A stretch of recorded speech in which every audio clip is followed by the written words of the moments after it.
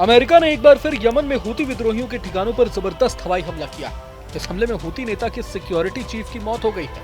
अब सवाल ये उठ रहे हैं कि क्या सच में ट्रंप हूतियों का सर्वनाश करके ही दम लेंगे। इधर हूतियों ने दावा किया था कि बीते दिनों अमेरिकी हवाई हमलों में कम से कम 53 लोगों की मौत हुई है और करीब 100 लोग घायल बताए जा रहे हैं। अमेरिका के इन हमलों के बाद ईरान समर्थित हूती विद्रोहियों ने भी हमलों की धमकी दी है, जिससे यमन में तनाव और बढ़ने की आशंका है। बता दें कि हमले अमेरिकी नौसेना के यूएस सेंट्रल कमांड ने किए हैं। पूरे मसले पर व्हाइट हाउस के राष्ट्रीय सुरक्षा सलाहकार माइक वॉल्ट्ज ने कहा कि अमेरिकी हमलों ने कई हूती नेताओं को मार गिराया। रक्षा सचिव पीट हेग्सेथ ने कहा कि अमेरिका यमन में हूतियों के खिलाफ निरंतर हमले करेगा जब तक कि आतंकवादी समूह अमेरिकी संपत्तियों और वैश्विक शिपिंग को निशाना बनाने वाली अपनी सैन्य कार्रवाई बंद नहीं कर देता। आपको बता दें कि ट्रंप ने कहा कि मैंने यमन में हूती आतंकियों के खिलाफ अमेरिका के सैन्य हमले को मंजूरी दे दी। हूतियों ने लाल सागर में अमेरिका और अन्य देशों के खिलाफ आतंक छेड़ा हुआ है।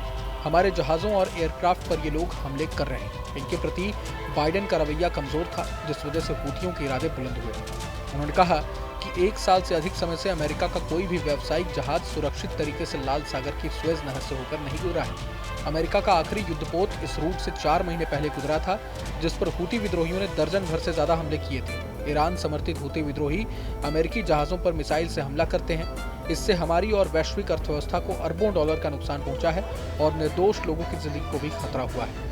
ट्रंप ने कहा कि अमेरिकी जहाजों पर हूती हमलों को बर्दाश्त नहीं किया जाएगा। जब तक हम हमारे उद्देश्य में सफल नहीं हो जाते, हम सैन्य हमला जारी रखेंगे। उन्होंने कहा कि मैं हूती विद्रोहियों से कहना चाहता हूं कि तुम्हारा समय पूरा हो गया है और अब तुम्हारे हमले रोकने होंगे। अगर तुम्हारे हमले नहीं रुकेंगे तो तुम दोजक की आग में जलोगे। बता दें कि जनवरी में ट्रंप के राष्ट्रपति पद संभालने के बाद ये मिडिल ईस्ट में अमेरिकी सेना द्वारा किया गया अब तक का सबसे बड़ा सैन्य हमला है। ये हमले ऐसे समय में हो रहे हैं जब अमेरिका तेहरान पर आर्थिक दबाव बढ़ा रहा है और उसे अपने परमाणु कार्यक्रम को लेकर बातचीत के लिए राजी करने की कोशिश कर रहा है।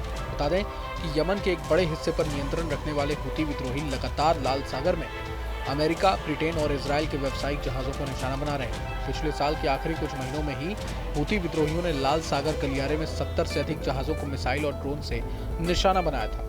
हूती विद्रोहियों ने समय समय पर लाल सागर में कई बार मालवाहक जहाजों को भी हाईजैक किया है। नवंबर 2023 में हूती विद्रोहियों ने लाल सागर में एक कार्गो शिप अपने कब्जे में ले लिया था। उनका कहना था कि इजराइल का है। हूती विद्रोहियों ने लाल सागर में कई व्यापारिक जहाजों को निशाना बनाया है। इसके लिए उन्होंने यमन के तट पर अपने नियंत्रण वाले इलाके से ड्रोन और बैलिस्टिक मिसाइलों का इस्तेमाल किया है।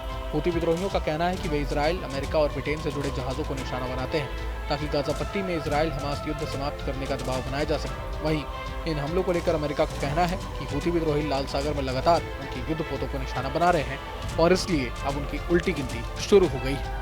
बहरहाल पूरे मसले को लेकर आप क्या कुछ सोचते हैं हमें कमेंट बॉक्स में जरूर बताएं। अगर आपको ये वीडियो पसंद आए तो लाइक करें और चैनल को सब्सक्राइब करें। वहीं तमाम बड़ी खबरों के लिए देखते रहें न्यूज़ नेशन।